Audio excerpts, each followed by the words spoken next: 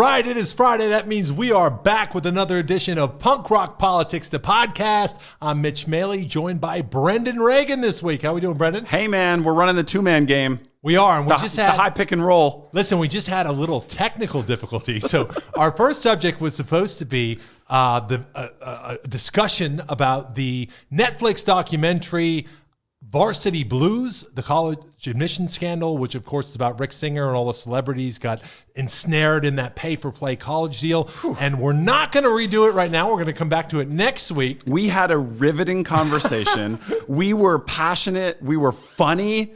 And we weren't recording. And handsome as well. Yeah. Oh, man. Everything was working except for the recording button. Yes. So, but here's the thing. Anybody listening, I would strongly recommend you watch the documentary on Netflix, again, Varsity Blues. Yeah, Operation Varsity Blues, yes. I think it might be called, yeah. Over the course of the next week. Yeah, now we can talk about it. You'll be more informed when we talk about it next week. It'll be a group conversation that you'll be in on. Absolutely. So let's start with our news rundown.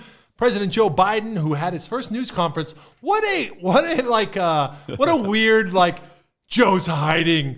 Where's the president? I didn't notice he wasn't having news conferences, and to be honest with you, I didn't care. And I think I didn't notice because, first of all, Saki's having daily briefings, like we used to have. And Joe Biden did, I think, 2 town halls, and he did 2 nation addresses. I mean, the guy has not been hiding. He's been busy. It's enough. It feels like enough. Yeah. Hearing from my president in a press conference every couple of months, that's plenty. Yeah. Yeah.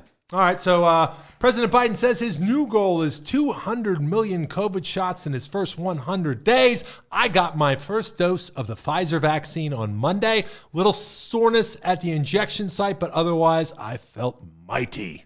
That's good. And also, as a result of this aggressive vaccine rollout, our governor here in Florida has said he's opening up the restrictions to people 40 and over starting on, I believe, Monday. And then the following week, anyone 18 and over can get the vaccine. So the restrictions are quickly falling away thanks to the incredible rollout happening right now by the vaccine across the country. Did you see I don't know yet. I just saw it today. I don't know if it's a joke or serious. And this is where we're at in American culture right now. There's a hat out there, DeSantis 2024, Make America Florida.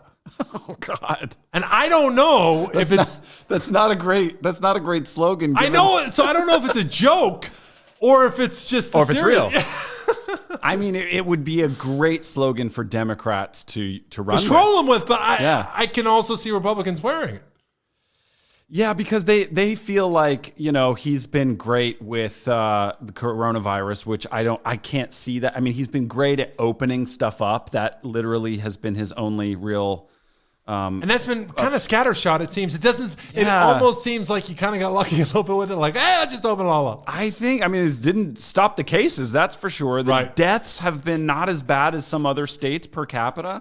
But other than that, our hospital system had a scare there in January, February when we had the holiday crush coming. So it could have looked real bad for DeSantis. So I'm not sure if have you noticed there's an immense amount of tourism right now?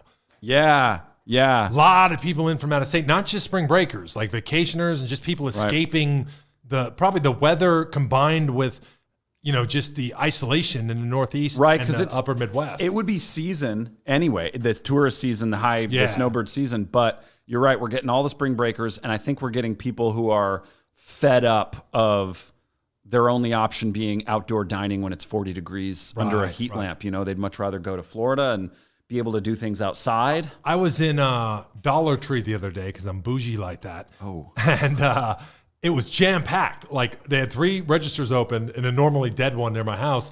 And it was like 3 registers with lines wrapping around, snaking through the aisles. I'm like, what is going on? And they're like, tourists. Yeah. Tourists buying stuff for the beach and stuff. And it wasn't young kids. It was mostly families and just people, middle-aged. Makes sense. I think it's the very beginning of what will be a gigantic tourism boom. The country will return to travel. Everybody's been locked up for a year. So makes sense that the beginning of that comes to Florida, where people feel like they could have a real vacation here. President Biden says he expects to run for re-election in 2024. That's become a big issue. He's got to say it, though. He's got to say it. He does, especially since, have you seen the other big right-wing thing besides Biden is, I saw, who is that empty-headed blonde woman? Lauren? Who? Her last name is Lauren. Right wing, blonde hair. I don't know. Okay, just, One of the Fox News talking heads? she's a frequent guest analyst. And, You don't mean Tommy Lahren? Yes. Oh, yes. Yeah, she's nuts. She basically went on this rant about why do you think Bernie and AOC are so happy right now? They're controlling the White House. Oh, and it's sure. like everybody on the left is like, really? Because I'm sort of disappointed. Yeah, not really seeming like it. We're not getting the $15 minimum wage. We're not getting the $2,000 checks. We're selling a whole bunch of weapons to Saudi Arabia. We're extending, it looks like, the May deadline to get people out of Afghanistan another 6 months. Yeah. Real progressive. Not a lot of progressive victories in the Biden administration. Some, but no. Washington tie-in to our own vaccine gate. Washington Post reported that New York Governor Andrew Cuomo's family members, including his brother, were given special access to COVID testing, according to people familiar with the arrangement, so they were getting tests sent when they were in scarce supply to his family members, and then having state troopers escort the tests to get rapid response.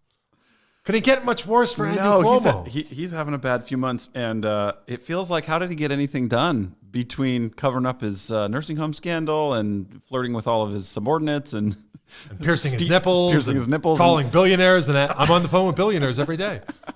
Giving daily briefings and also stealing writing tests. A book for millions of dollars? Oh, that's right. Let's not forget the victory lap. Let's not pretend he wrote the book. As New York struggled, Cuomo and family and others close to the governor received special access to COVID tests, as well as quick results and special treatment. A state doctor, for example, made treks to Chris Cuomo's house in the Hamptons. Wow. 30 members of Congress signed a letter urging President Joe Biden's White House to overhaul its personnel practices in light of reporting by the Daily Beast that dozens of White House staffers were suspended or forced to resign or work remotely as a result of acknowledging that they had used cannabis, in many cases legally in states that it was recreationally, years before they had been on board, and they were told when they came on board that wouldn't be a problem. Are we still doing this in I can't believe we're still doing this. I think they said something like only 5 people lost their jobs that normally would have been here. It's like, those are 5 jobs. 5 humans. 5 human beings that are doing something that's legal in how many states now? 25 or 30 states? 36 including medical. Oh, Jesus, yeah. And you're telling me that these people are somehow not qualified to have security clearance, and that's the real issue that when we're doing our checks on security clearance, we have to know if they're going to do something illegal. It's like, well, it's not illegal in most places other than federally. So, yeah, I can't believe we're still doing this either. And can people speed? Yeah, because I know some people. Can they speed. jaywalk? Right. Right. Come on now. This is really absurd, and I'm. That's one of those areas where I'd like to see Biden make some amends. And it looks like they got caught sort of doing this too late. Yes, is that they are trying to make some changes so that this doesn't happen in the future, but in the security clearance checklist, a bunch of them got caught up in the weed question, so now they're saying, we're going to try to remove that hurdle in the future, but Jesus, we haven't done it yet. Turns out in 2018, Secret Service intervened in a strange case of Hunter Biden and a missing gun. So this gets pretty weird, and the Biden family, listen, anybody who wants to make fun of the Trumps, and there's plenty to make fun of, don't do it unless you're willing to do the same thing back to the Bidens, because these are both examples of families with spoiled, rotten, rich kids who have had everything handed to them and are not very impressive adults as a result. I was one of the people that reported on and continuously said, yes, there is some there with Hunter Biden in the Ukraine and in Japan. Mm-hmm. He did make tens of millions of dollars on his father's name. Absolutely benefited from having the last name Biden. Yes. However, if you're going to be outraged about Hunter Biden and you didn't open your mouth about Ivanka and same Jared, thing. Yeah, absolutely. So same deal. Yeah. I'm saying to the left and to the right, but on this one, what happened? So here's another one of the weird things. Apparently, when Beau Biden, the good kid, as he's referred to, may he rest, right? When Beau Biden passed, Hunter started having an affair with his widow. Oh no! While Hunter was still married, and he left either his wife or his fiance, I think his wife, to have this relationship with Beau's widow. The Bidens blessed it and said, we're just happy for them. We're like, well, what Okay. about her? Whatever. Right? We're happy for them. Yeah. But then he left the widow for a stripper. Oh no. And now, come on, he was on a lot of cocaine. He was definitely, and he was in. It was cold in Ukraine. Yes, and they have a lot of hookers. From what I understand, I've never been there, but I hear that they have a thriving brothel scene in the Ukraine and most of Eastern Europe. And he was not very busy with his consulting job. Let's be honest. Let's be frank about that. Yes, I don't think there was a lot of spreadsheets and stuff and presentations going on. Excuse there. me. I actually think he was on the board of directors. He Somewhere. was. Yes, he was on several board of directors. Yeah. At equity stakes. Now, what he apparently did was while he was with the widow, he apparently was all coked up one night and there was a gun and she threw the gun in a garbage can, a public one outside. It did happen to be across the street from a high school. Yeah, not a great look. She went back to get it the next day thinking not a great idea to put a gun in a garbage can across the street from a high school. Let me guess. It was gone? It was gone. Oh, no. And the Secret Service got involved, even though the former vice president was not under Secret Service protection at that point. So again, showing you two sets of rules in this world. I'm not sure the Secret Service would come if my kid, his girlfriend, threw Lost his a gun. into the garbage when he was on a coke binge. Pretty sure they wouldn't. At least it wasn't crack, Brendan. Let's be honest. It was the proper way to do cocaine, the way that people of good breeding do their coke. Yeah, and I'm sure he did it off a very nice-looking mirror. Or a nice-looking Ukrainian stripper's bottom. Jeez. One way or the other. Ahmad al-Alouisi Alyssa was identified by authorities Tuesday as the gunman who opened fire at King Soopers grocery store in Colorado, killing 10 people, including a Boulder police officer. He was arrested this week, and again, now we've had 2 mass shootings in 10 days. The other one being in Atlanta on March 16th. All right, so we've had 2. Are we back to normal after the coronavirus slow down mass shootings? Is it accelerating them? Is this just a new normal? In terms of like terrorist attack shootings, it seems like coronavirus actually did a good job preventing them for about a year. However, mass shootings, which is officially defined as at least 4 people being injured, whether or not it's a domestic issue, a gang issue, a crazy person goes into a grocery store, any shooting where 4 people are injured, that becomes a mass shooting. Those actually weren't really down.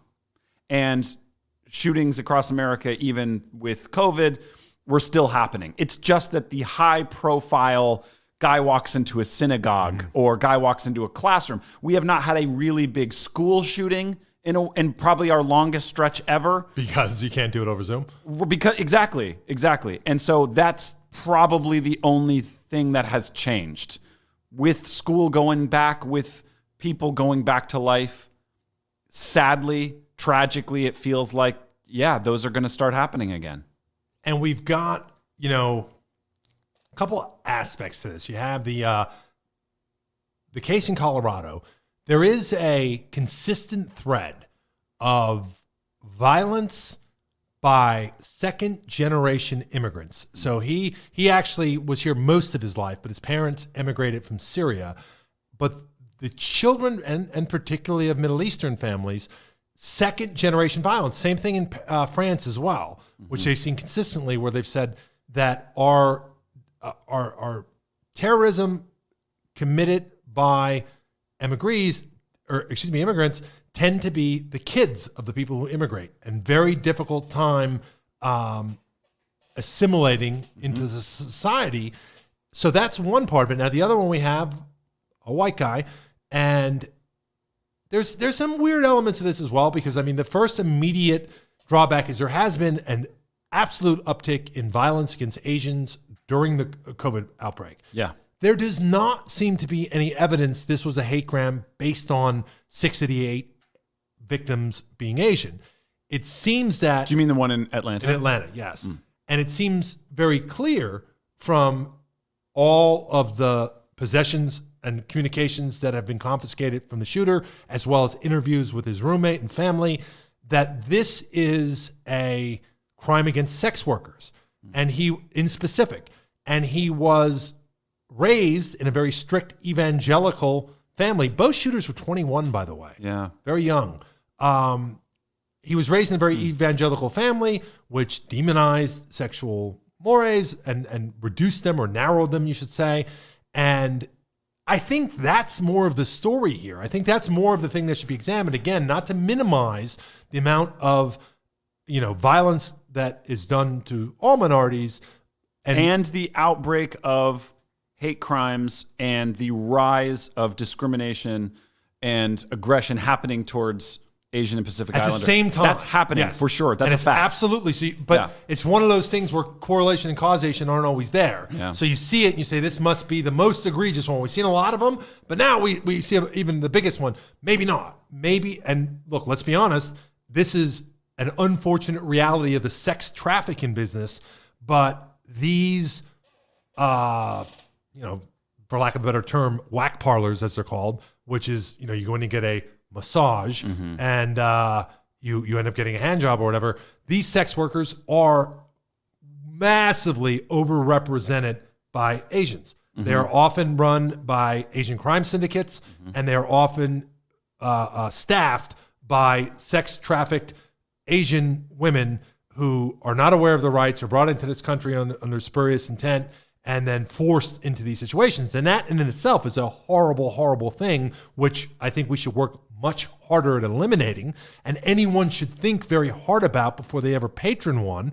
But the part of this seems to be he indiscriminately went to some of these places and committed violence against the Sex people. workers. That he was projecting the hate, his own self-hate for natural desires that are being forced to be repressed. And I think that's more of the story of there doesn't tend to be historically a good outcome when you forcibly repress natural and healthy sexual expression.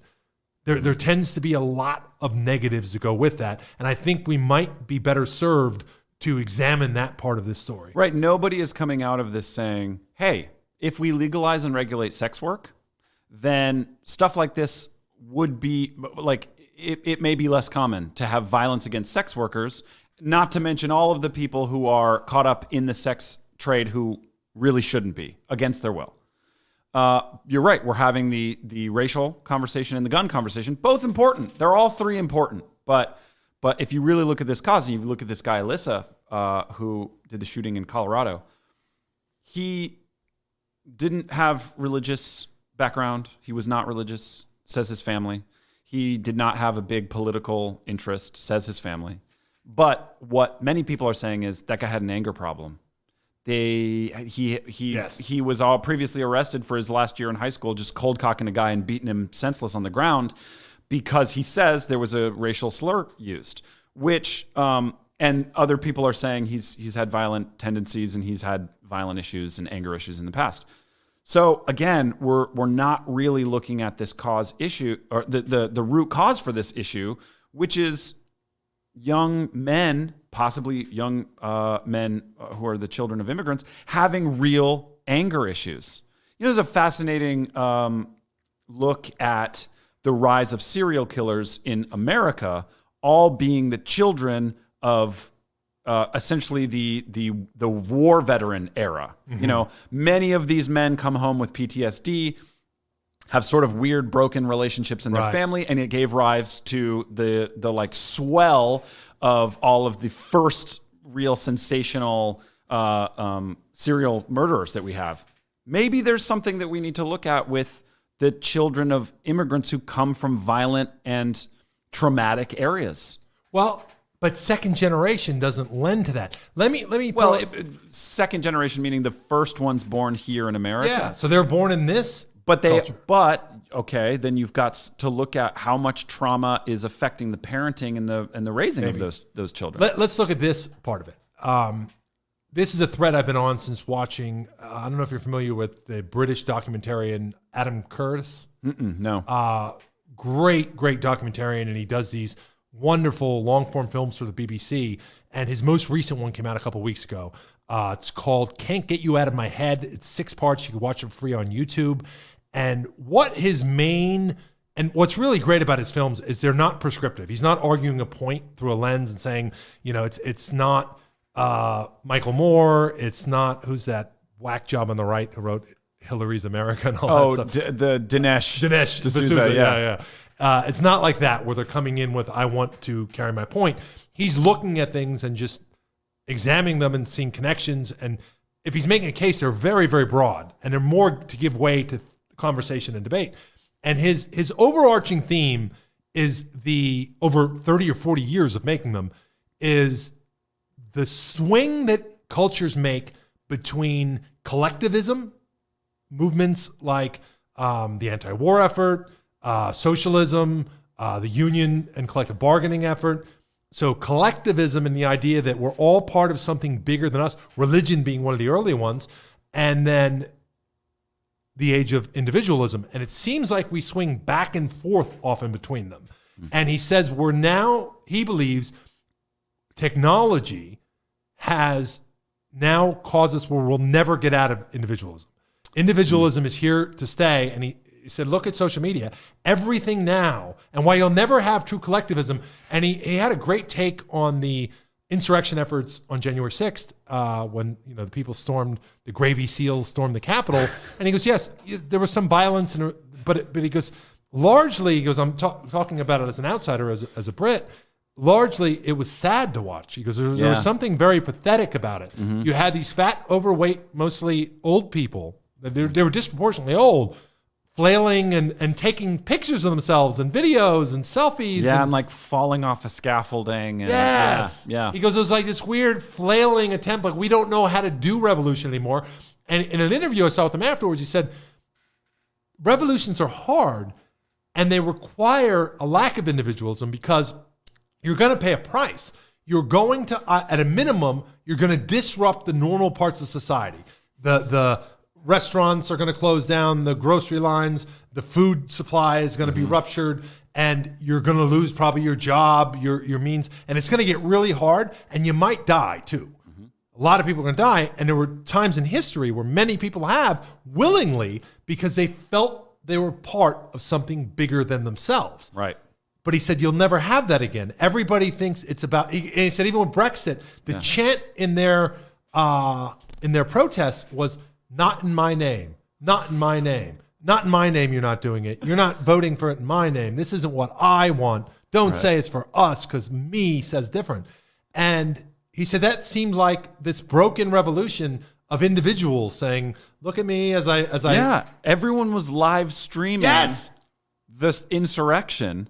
And because they didn't do that in any other revolutions. Right. And this has actually turned into somewhat of a defense for people on the right saying, oh, it wasn't an armed insurrection because nobody brought any guns. And yes, there were some guns there, but largely they were equipped with like cheap wooden sticks that had flags on them because they didn't view it that way. They viewed it as an opportunity for clout and an expression of individuality to some degree. I feel this way. Look at me. I'm here. I feel this way. Yeah. So, that's part of it. Now, here's another part that we have to wrestle with this, and we don't want to as a society. It's one of the things we don't talk about.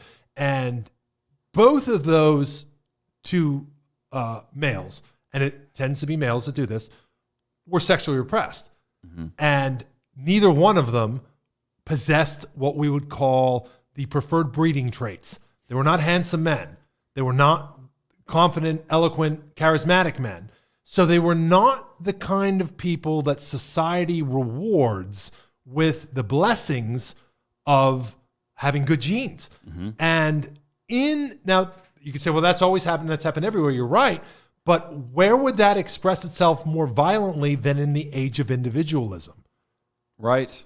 It never sucked more than it does right now to be a nobody, to be ugly, to be seen as not smart or valuable as it does right now, because everything in our day is a kind of signaling of look how great I am. Look at the picture next to my car. Look at the picture of the new house that I have. Look at me lifting up my partner in a big smiling embrace and saying hashtag so thankful or something. Right. Yeah. Yeah. We are celebrating individual achievements more than ever. And if celebration you don't of have self. them, then what happens? People get unrestrainedly angry about that. That you just have to, like, your only method for becoming important then is to just take a bunch of lives. Now, when you go, but this is another interesting thing because, I've kind of been stuck on this thought that we forget history real quick deliberately. And as society changes, mostly as biology and the species and our role on the planet changes, mores and what's considered acceptable behavior is always a moving target. All right. And if you read, like I'm a writer and I read a lot of literature, and my favorite literature to read is like the post-World War I and post-World War II American lit. And a lot of the best writing, I believe, in the English canon came from those two periods. And one thing that when you're reading of people depicting society at that time, brothels were incredibly common. Mm-hmm. There were, in fact, when Bradenton's population, I had on my other podcast, I had the former county administrator on this week, and she was in the county for 31 years as an employee, and the county growth more than doubled over 31 years. So it takes you back to, this was still a really small town in the 80s, okay? In the 50s, there were multiple brothels in Bradenton, just like there were in small towns like that all over the country. One of my favorite books, Saul Bellow, Augie March, is the Ballad of Augie March or something. Great book, and it's set in Chicago in, I want to say, the 40s. And the boy loses his virginity at a brothel. It's no big deal. It's standard fare. And, there's a lot of things to go with that, from the religion and the numerous social constraints. But there was this kind of, we don't talk about this, but there's a need for the expression of more sexual behavior than there's a market for. There's some people who cannot find a market for their sexual expression. Mm-hmm. Nobody is seeking to replicate their genes. Mm-hmm. And it might be a good... Listen, I once interviewed the head of a jail, a rather large one, and we talked about the idea of male rape in male prisons. Mm-hmm. And he basically acknowledged that they let a certain amount of it happen because sex is going to happen whether or not, and what comes if you don't is sometimes worse. Right. If you're pressed even worse, then there's just more violence. Which, as you pull the camera back, makes you ask the question, would we have a less violent society if we had legalized, regulated sex work? I believe so, because if you point to places that do, Amsterdam, you have just that. So when you look and you say... Does Las Vegas have less violence with their... Well, here's an interesting thing with Las Vegas. Las Vegas doesn't have legal sex workers. Just the state of Nevada? And no. Each county can have either gambling or sex workers. You can't have both. Oh, I didn't know that. Yeah. So you have... The brothels are all outside... Of Vegas. Of the county that it's in. I forget the county that Vegas is in. Yeah. Yeah. Interesting. Well, I wonder if there's enough data but it's hard because when that's like the only place in the country and it gets so much sex tourism, you're not getting an accurate sense of like a community being affected by having right. And then you're also talking about, to one of your points earlier, the data is spoiled because who's going to Las Vegas? Gamblers, exactly. People who are more prone to high risk behavior, different stuff like that. Right. So it's probably a skewed sample. But when you look at here's another great example, something I studied extensively, war rape. I was always fascinated by why this happened, why there was so much. There were over 2,000 alleged rapes just in France against American soldiers, almost exclusively. In fact, I think there was over 2,000 in Normandy alone. And it's never talked about. There was a lot of U.S. soldiers raping our allies' women while we were occupying Normandy after the Germans had occupied it when we fought and stayed there. It was mentioned, wasn't Macron, it was somebody prior at an anniversary. There was a wink nod to the special sacrifice made by the community. And they said it in phrasing where everybody in France knew what it was, but we don't say this out loud. And it made me just like, I was in the military. I was fortunate never to have to be in a live combat zone. But in my mind, I was like, that seems like it would be the absolute last thing that you would be thinking about. I couldn't even imagine being physically capable of sex at the point where bullets are flying around. But then it was explained to me in a way that was like, duh, what's happening when you think that you might die? You can't do your primary purpose as a human being, which is what? Reproduce. Replicate your genes. Yeah.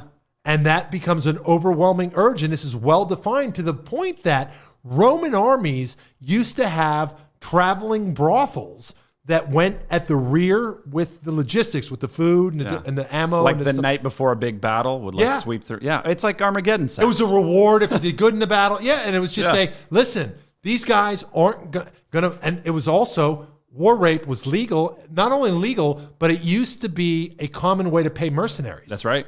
You know, you could rape, pillage, and plunder. That's where that term came from. Mm-hmm. You can rape, pillage, and plunder. You could do whatever you want to the people you get there. Take their money, take their gold. We just want to occupy territory afterwards. We can't afford enough of our armies to send in there, so we're going to send your private army in. Do what you want with the place. That's your payment. Yeah. So that's always been there. And now we act all of a sudden like, why on earth is this happening? Well, it's always happened. It's one of the reasons. It's one of the horrors of war. And it's one of the things that we should say, not instead, let's pretend that we can just give a speech and talk about how you shouldn't behave that way. Well, that hasn't worked because it continues to happen all the time. It happened in Iraq. It happened in Afghanistan. It happens of our own soldiers. In fact, a woman serving in the United States Army is more than twice as likely, United States Armed Services is more than twice as likely to be sexually assaulted as a civilian. Wow. By a fellow officer or a member of the military. Yeah. So we don't, to your point, would it be? I believe so. Yeah. And if we're still going to have this puritanical, we can't talk about that, that would be immoral, that'd be immoral, that'd be immoral, then we're going to continue to deal with this. And you've seen the incel violence all throughout the United States of people, and you've seen this expressed on some of these chat boards of people saying, I think I'm entitled to sex. There should be prostitutes provided to me. Right. And if you're not familiar with that term incel, it's the involuntary celibates. Yes. That men who have basically said, I will never be laid, and it's not my fault that I'm unattractive or that I'm not socially engaging enough. I don't have the skills. And then, so it's no fault of my own. I just will never be able to have sex, and therefore I have an incredible amount of justifiable anger, rage, and hatred towards women about it. And there's a community that has formed of these men who've all said, yes, we can all denigrate and attack women as much as we want because society has made us incels. And let's take a look at the idea of not only with the sexual part, which creates its own problems, but let's be frank that if you possess the breeding genes, you've got straight teeth, you're tall, for a guy, if you're straight teeth, you're tall, you have big hands, you're athletically built, all those things that aren't necessarily an advantage in today's world, but we have hundreds of thousands of years of saying that's what we need to put out there. You don't only have it easier that way, but you get the prime roles in society overwhelmingly. If you look at the jobs, the people that are in the cushiest jobs are the most attractive ones, overwhelmingly, down to the point I think we've talked about before in this podcast. Like tall men are still CEOs. It's like $10,000 a year on average for every inch over 5'11" or something like that. Yeah. And that even many women who are running companies are on average tall for women. And attractive. Yeah. So, when you look at that and you say, we don't really have a meritocracy. I mean, the idea that it's meritocratic is utterly absurd. And then you look outside of like the channels of wealth, and that's one of the only ways then that you can get in without the right genes is if daddy has enough money for it and stuff like that. But if you're not in any of those channels, and again, money is a bypassing of it in terms of breeding. We've seen that time and again. You have no problem getting sexual companions if you have a pronounced amount of wealth. Yeah, how many times you see a couple and you say, he must be rich? Yes! So you look at that and you say, if you have none of that, which most people have none of that, and some of them may be passive enough, and that comes down to we're learning through neuroscience a lot of things that we don't control, the chemistry of our bodies, how much testosterone you have versus how much estrogen, all those different things, what your early development was like, whether you're more prone to violence, all those different things.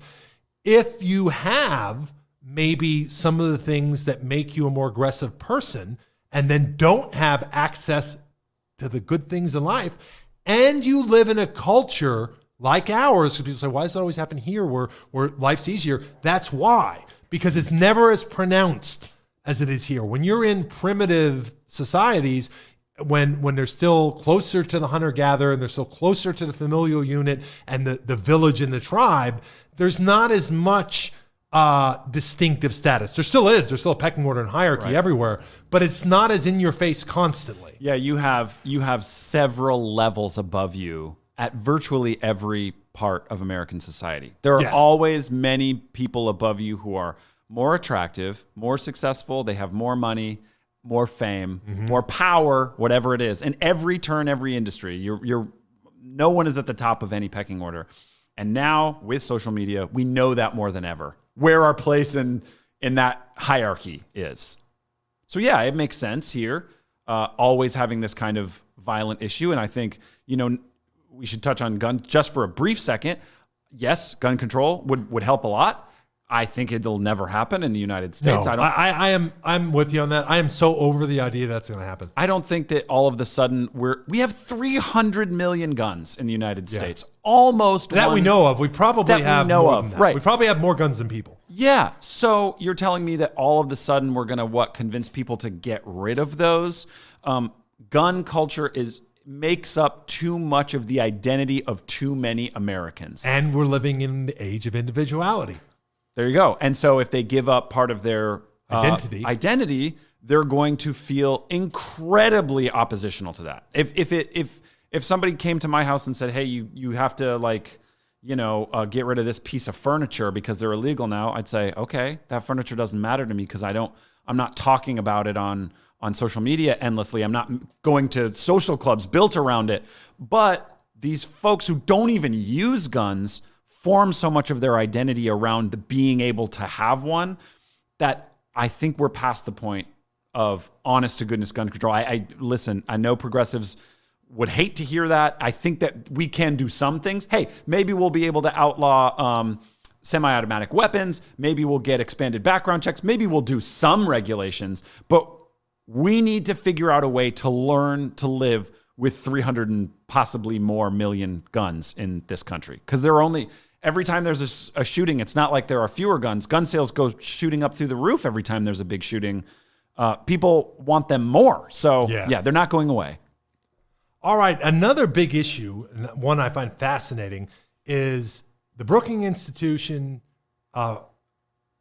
big think tank, has predicted. Originally, everybody thought COVID was going to create a second baby boom. Yeah. Right? Which makes sense. Yeah. 9/11 did. Yeah. You're home all the time. You're home. And again, you're nervous. What do? You replicate your genes. Right. That's a part that goes way underneath the surface. And I don't think, spend enough time in it, that we have this weird primal drive like every other animal, which our number one compulsion is to replicate your genes. Now, you don't think ever, I want to replicate my genes, but there are mechanisms in there, like the pleasure of the sex act, so that you can enjoy it and want to do it, and sometimes obsess about it.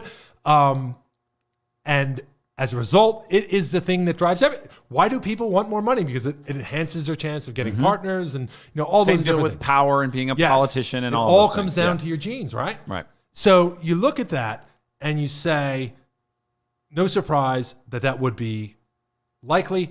Not only did it not happen, it went, the Brookings Institute is now calling it a baby bust, where 300,000 fewer children in 2021 are predicted. Yeah.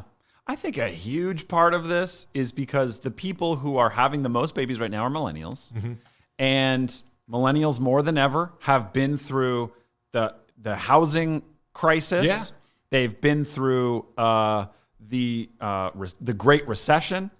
They are saddled with college debt, which we will talk in great detail about next week. But they are having they're the first generation in a while looking around saying, I don't know how I'm going to bring a baby into the world to pay for it. And given the state of the world, not to mention the climate crisis, is it right for me to reproduce? They're asking themselves this. And yes. maybe the natural inclination is to reproduce. My son said at 12 years old, listen to this, 12 years old, he said to me, I don't think I'm ever going to have kids because I think if you're going to bring a kid into this world, you should be able to say that they could get to at least 30 and the world will be okay. And he goes, I can't imagine at that point, it would have been 18 years from now, there'd be 30 more years. So he goes, I can't look out 50 years and think this would be a world I'd want somebody to live in. And if you can't get past 30, is it worth creating life?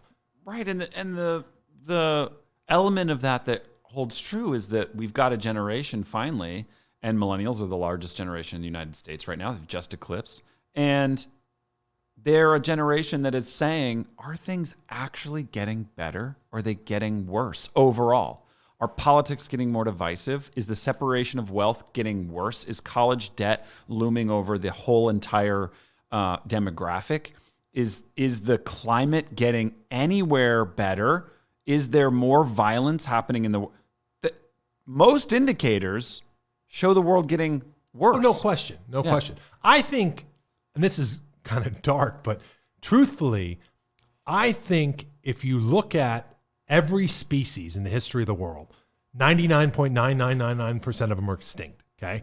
Now, the vast majority of them become extinct because they never get to the downward slope. And what I mean by that is they are outcompeted by a competitive species. They're completely eviscerated by a predator species, disease, a million other things. They're not able to find their niche.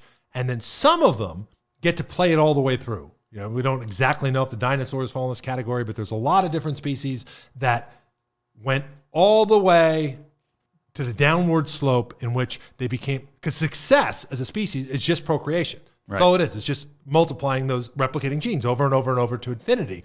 And the unfortunate reality is that only ends one way.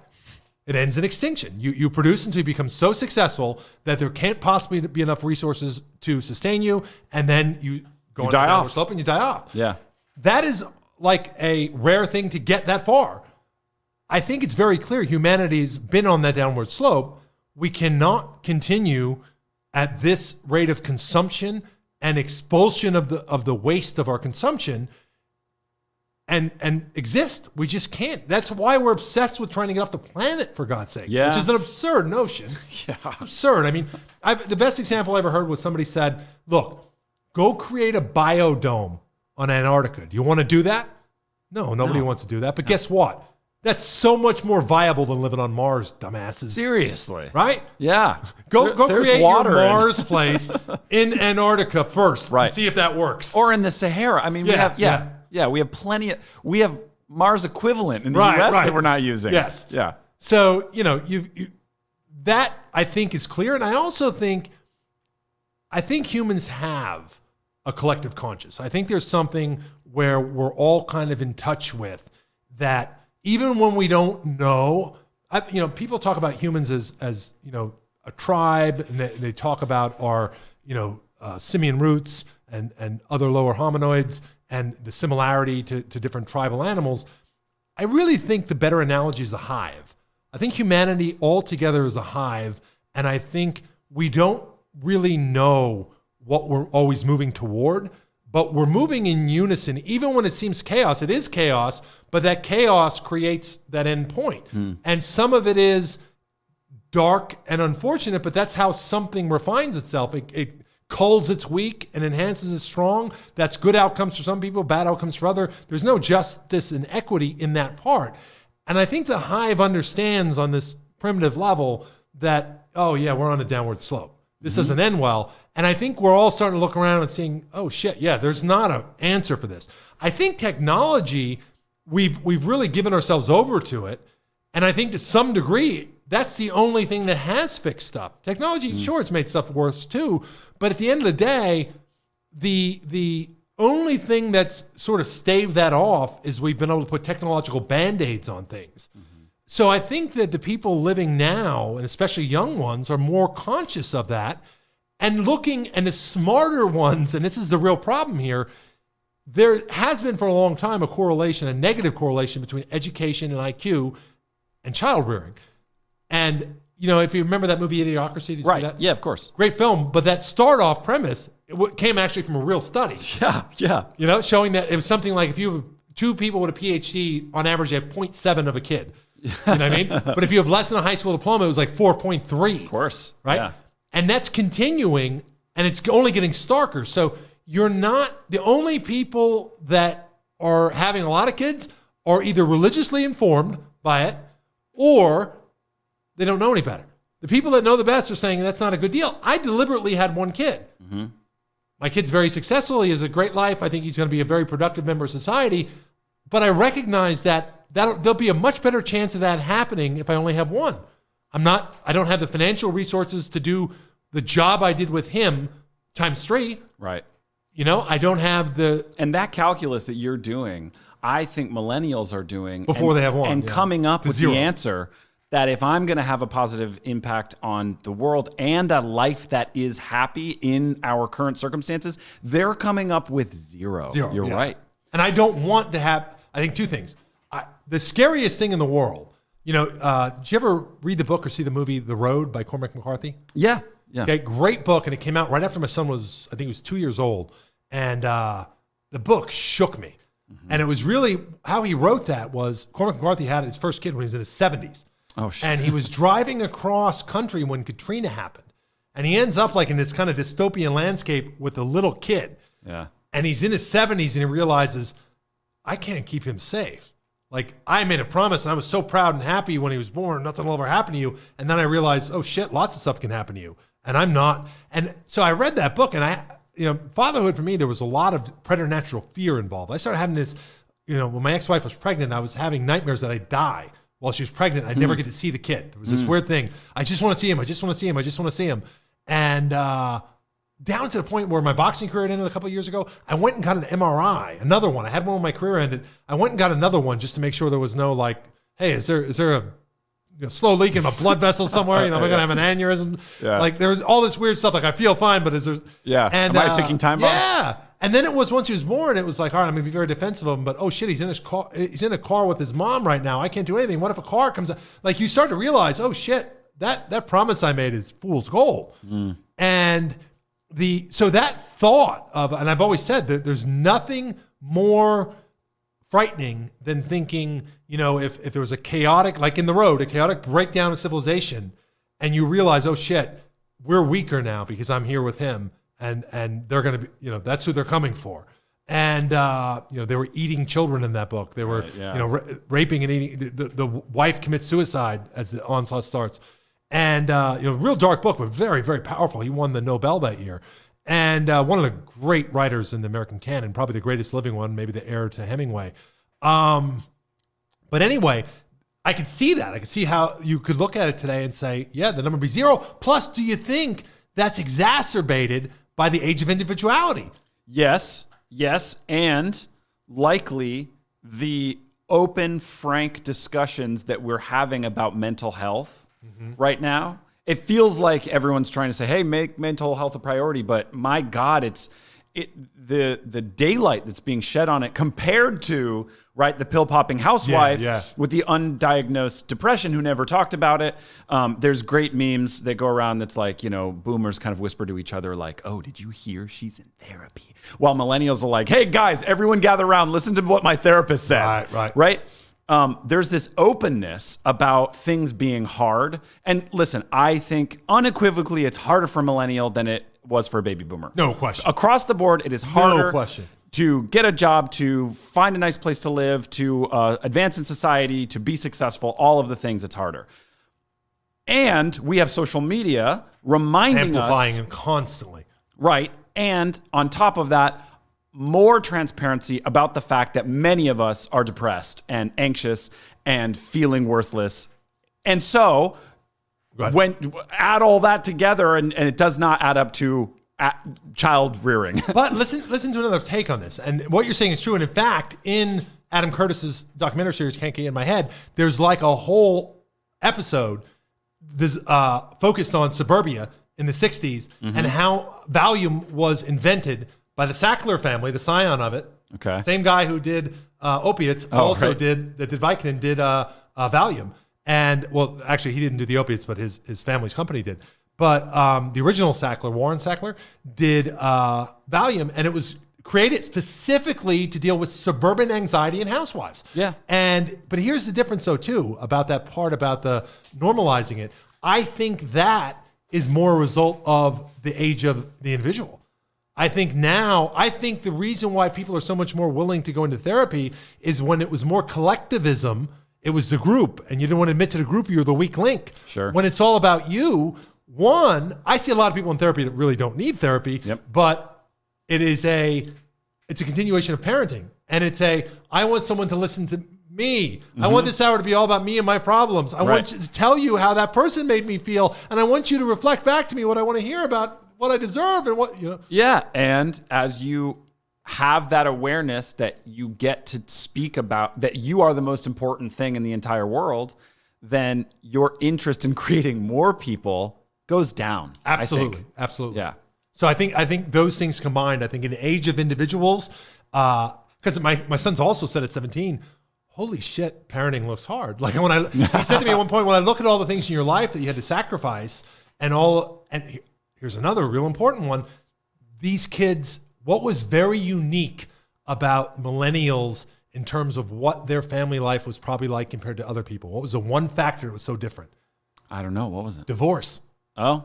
They were about 2 times as likely to come from a divorced household. Interesting. So then they looked at it and what does that make it? Immensely harder. Mm-hmm. So like my son looked at it and said, I definitely wouldn't have a kid unless I was certain I could stay with that woman forever. Because the other thing I saw was like you and mom couldn't move. So we spent like many Americans, that is another part of the modern dynamic, which for my age group, you know what the most common thing in the world is?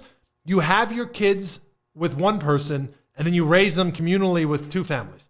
Yeah. That's the norm now. That's more than half of people in the Gen X's. It's because you don't figure out who you are and what you want usually until you're in 30s, maybe 40. Right. But that's not conducive to when you're supposed to breed. In fact, the odd part, I was talking about this with a friend this afternoon at lunch, is that biologically, not only have we not evolved to have kids later, that hasn't extended at all. Only science has. A woman cannot get pregnant later outside of introducing chemistry to it, outside chemistry.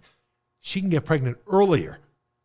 And why wouldn't that be the case? If the point of biology, not of our society, but if the point of biology is just to replicate genes, that would be the direction it went in. Right. Let's replicate them faster and more people. Let's get to the end. Yeah, let's achieve sexual maturity earlier because that's advantageous. And that's where it's sex. moving. Yeah.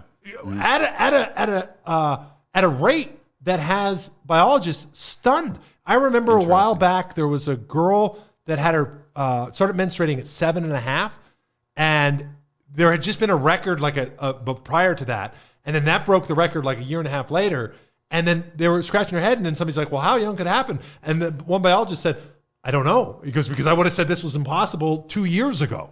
Right. So I don't know if we'll have a 5-year-old menstruate at some point. Jeez. And, if you, again, sort of look at the big picture, you say, oh, okay, yeah, there's 300,000 fewer babies happening in 2020, and what's the big deal, right? Well, there is a big deal, right? Eventually, we've got this gigantic demographic of people who are going to be exiting the workforce in baby boomers and moving on to Social Security, moving into nursing homes. First of all, there's going to be a gigantic transfer of wealth between generations, but there's going to be this massive gap that needs to be filled by workers. There won't be, we'll need to service the old people. And you know what? You get what you deserve because the baby boomers are the ones that ruined this whole thing. Yeah, they hoarded all the wealth. Yes. And they said they deserved it.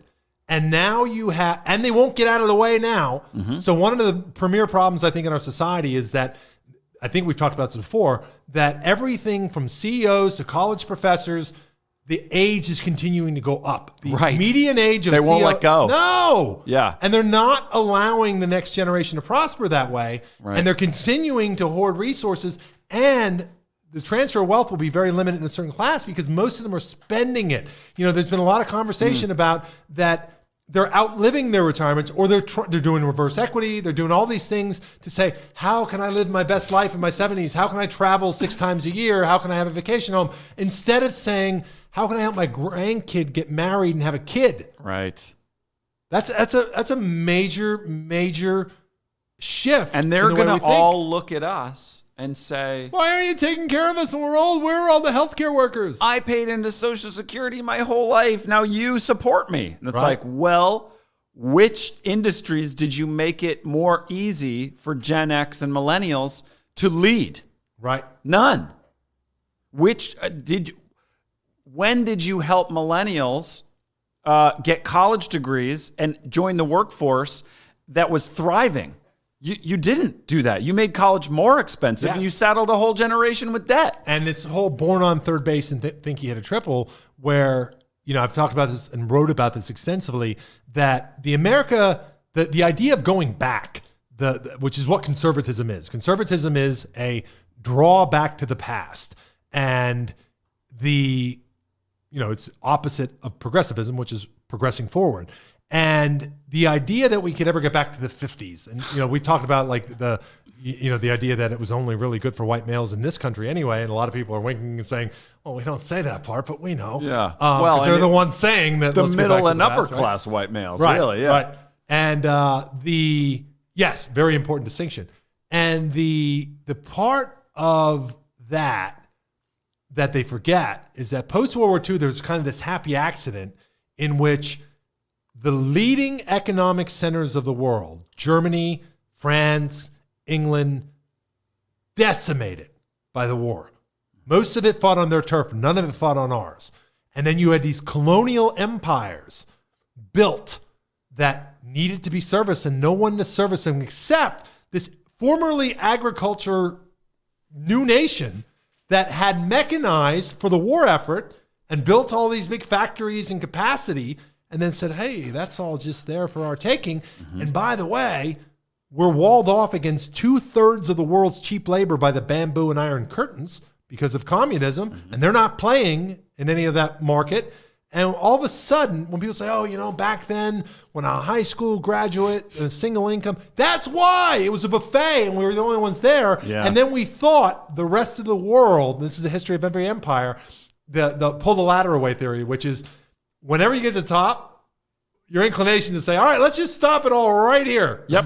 Let's maintain this dynamic. I think it's good for everybody. We'll be the benevolent good guy at the top. You guys be the shitty working class on the bottom. We'll throw you some crumbs off the table and nobody will have to fight anymore. And we're going to build a big army, but we won't hurt you if you just leave everything be. And we didn't invest in the things that got us there when the other countries did. Yep. And we didn't pay for it. So what I mean by that is when we were taking money out of Social Security, when we were deficit spending over and over and over and over again, who was disproportionately getting the benefits of that? The baby boomers. Of course. So they're taking in wealth that doesn't actually exist. We're advancing the wealth of decades and decades and decades and decades so they can continue to put it in their pocket. And then they have it all now. Now we're saying, we can't make it like that anymore. And you have, to some of their credits, you have a lot of people who were successful boomers. When they give their speaking tours, they'll say, what really sucks is, I pulled myself up by my bootstraps. I came to this country with $6 in my pocket, and I built this big corporation that's traded on Wall Street, and I couldn't do that today. And it's great that they'll say that because it's like, no, it's not open. And you know what else you can't do today? You can't just be a union worker at a factory and put your money into Bell Telephone and General Electric and a couple other General Motors and have them split 4 times and triple in value every couple decades. And then all of a sudden you have these people from that era, and Florida's full of them, the Gulf Coast especially, our retirement communities, people that were not in high jobs. They were mid-level, mid-management, or high level labor. Who've just saved well, invested okay. But you couldn't. It was almost like you just threw money at the stock market. It wasn't volatile. It wasn't. Stocks just go up. Yes. Real estate only went up. You bought a tract house in Boston after World War II, and now it's worth $1 million. Yeah, exactly. And now this generation's going to need someone to take care of them. And what is most fascinating to me is to see what the baby bust length is. Because now we've been through this really tough thing that was hard on most millennials financially. It was very hard on everyone psychologically. And you already have all of this conversation that we're having about doing the math on how many children you should bring into the world, I'd love to see how long this goes. Because I don't think that we're just going to snap back into shape next year. No. What's different about the world besides the fact that we're back to our jobs? And it was already happening before COVID. It right. only It just exacerbated it. Yep. Yeah. There you go. So the part that when we look at that, you have this older generation. Now, Japan is I guess, the predictive model. Yeah. Because Japan went through it, 20, 30 years before us. And what Japan ran up against, and this is what I'm interested about in the Romney plan and stuff like that, is the world population still growing. So there's an easy answer. The answer is immigration. Yeah. Yeah. But that runs up against another complicated dynamic, which is, guess who's having kids the least right now? White people. Mm-hmm. And so if white people are having the least amount of kids, so we're already projected to be less than a majority in what, 2040, I think? Oh, 2040 or 2050? And already right now, white babies are not being born at the rate as non-white babies that's what I'm saying. In the U.S. So that's already happening. And we're going to be the non-majority total by the year 2050. Yeah. And we don't have a majority now. We won't, we're not over half now anymore, and we won't be the most by 2050.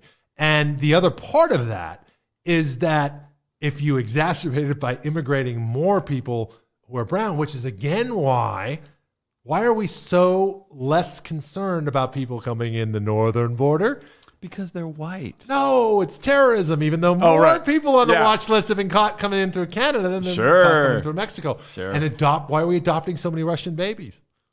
Gosh, I don't know. What could it be? I can't figure it out. Russia has done a phenomenal job at staying lily white. That's it. Phenomenal. Can't believe I didn't see it. So, we've got these things playing out, and I got to be honest, as the father of a 17-year-old, I am not. I'm at the point where I'm hoping my kid gets his 30 years. So if I use my own son's model, I'm hoping the world's not a complete shit show in 13 more. Yeah. Yeah. And, talking about white people not being the majority demographic anymore, that goes that runs in such beautiful parallel with the fear that white conservative voters have right now about no longer being the majority in power.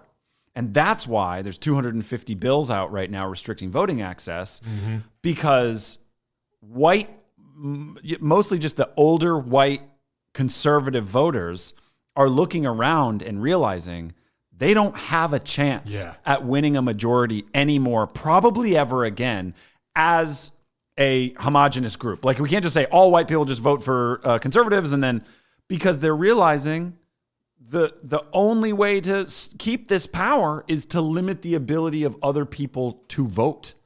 Take away the souls to the polls. Take away the mail-in voting, which disproportionately benefits. All those things. Do the ID laws. Limit, make it so that the people who have the easiest time voting are old, retired white people who don't have to worry about jobs, who don't have to worry about access, can drive 10 miles to the poll and drive home, no sweat, can go any time of day. They can stand in line for 5 hours if they need to.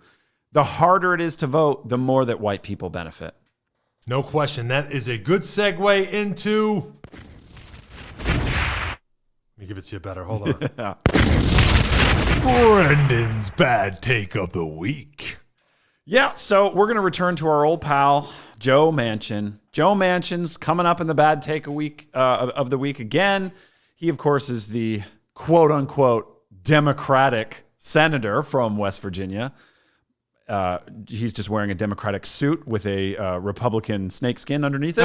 But Joe Manchin chimed in on the voting rights issue that's come up. Obviously, the House passed the For the People Act. Now it looks like that may come up in the Senate and could be the issue that starts to put cracks in the filibuster, honestly, because it's not going to pass in the Senate. There's no chance.